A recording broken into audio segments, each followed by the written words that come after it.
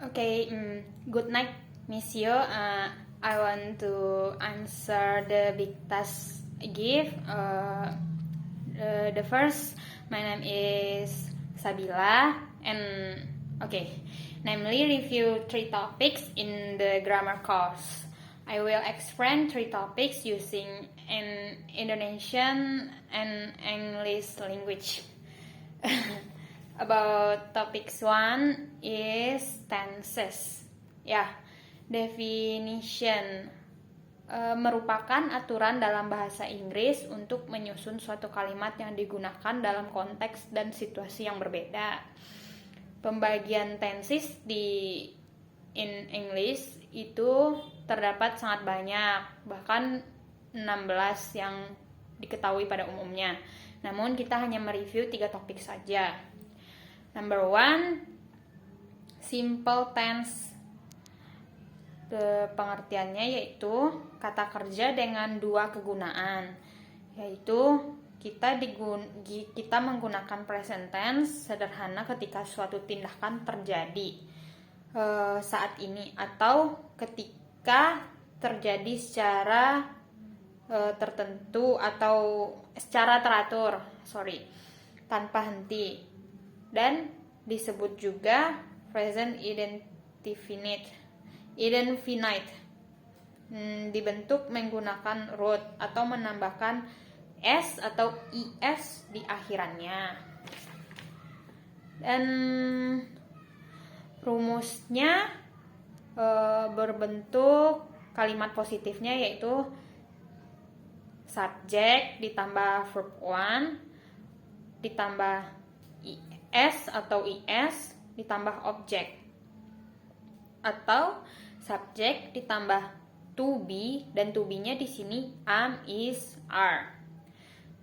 Contohnya, she use social media. Sementara kalimat negatifnya subject ditambah do or does not tambah verb 3, atau subject ditambah to be yang tadi is, am, are, dan ditambah not and ditambah adverb. Contohnya, they do not use social media. Sementara kalimat tanyanya yaitu formulanya do or does ditambah subject ditambah verb 1 ditambah object dan kalimat tanya. Contohnya, does he use social media? Yang kedua, tenses continuous. Digunakan untuk tindakan yang terjadi sekarang atau tindakan belum selesai. Digunakan saat aksinya hanya bersifat sementara. Dengan formulanya, kalimat positifnya subject ditambah be, to be, am, is, are, ditambah verb, dan di verb ing. Contoh, we are studying today. Kalimat negatifnya subject ditambah to be, am, is, are, ditambah not, and ditambah verb ing. Contoh, we are not studying today.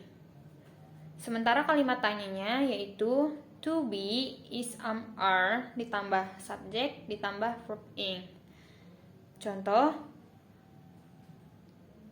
are we studying today?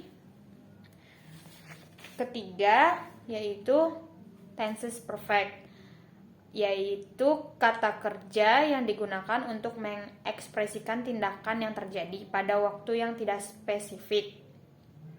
Dan penggunaannya dengan mengekspresikan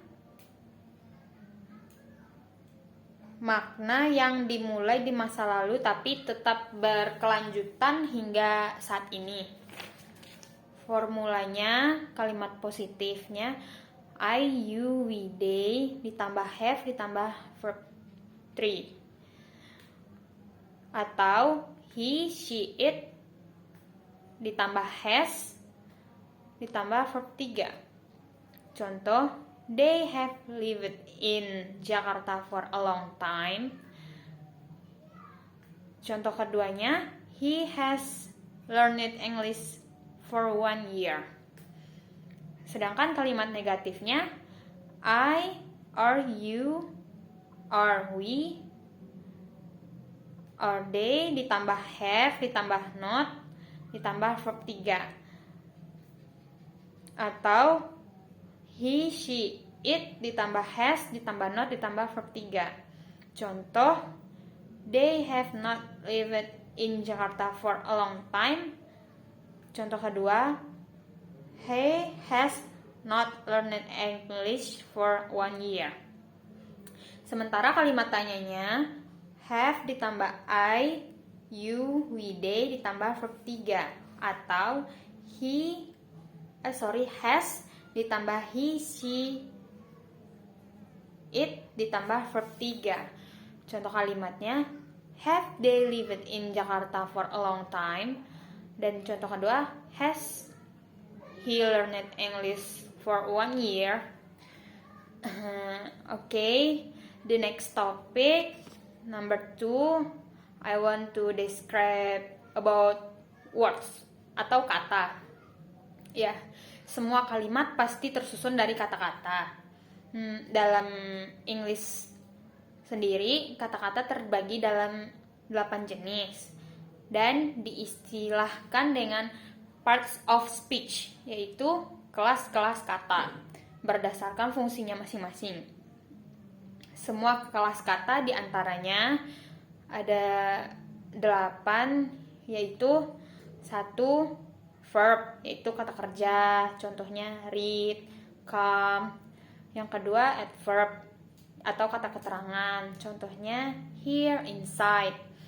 Number 3, noun, yaitu kata benda, seperti book, table, pen. Number 4, pronouns, yaitu kata ganti, seperti you, they, mine, your.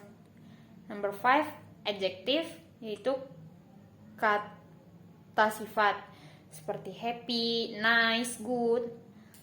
Dan number 6, conjunction, yaitu kata hubung, seperti and, because. Number 7, preposition atau kata depan, contohnya in, on, with, at. Number 8, interjections atau kata seru, seperti wow, hi, and ops. Ya, the last topic, number 3, causa atau causes, yaitu susunan subjek atau pelaku dan predikat pelengkap subjek yang tak membentuk makna secara utuh. Contoh kalimatnya di dalam bahasa Inggris, if I go, yang artinya jika saya pergi. Pada contoh kalimat tadi, I adalah subjek dan go adalah bersifat predikat. Nah, materi klausa yang perlu dikuasai secara umum yaitu nomor 1, klausa adjective clause. Contohnya, I like that girls who speaks English. Yang makna arti kalimat ini, aku suka wanita yang berbicara bahasa Inggris. Nomor 2, klausa noun clause. Contoh kalimatnya, who speaks English is beautiful. Dan makna dari kalimat ini adalah yang berbicara bahasa Inggris itu cantik. Number 3, adverbial clauses. Contoh kalimatnya, I like the girl when she speaks English. Dan maknanya, aku menyukai wanita itu ketika dia berbicara bahasa Inggris. Oke, sekian review topik pada forum tugas besar kali ini. Thank you for your attention, Miss.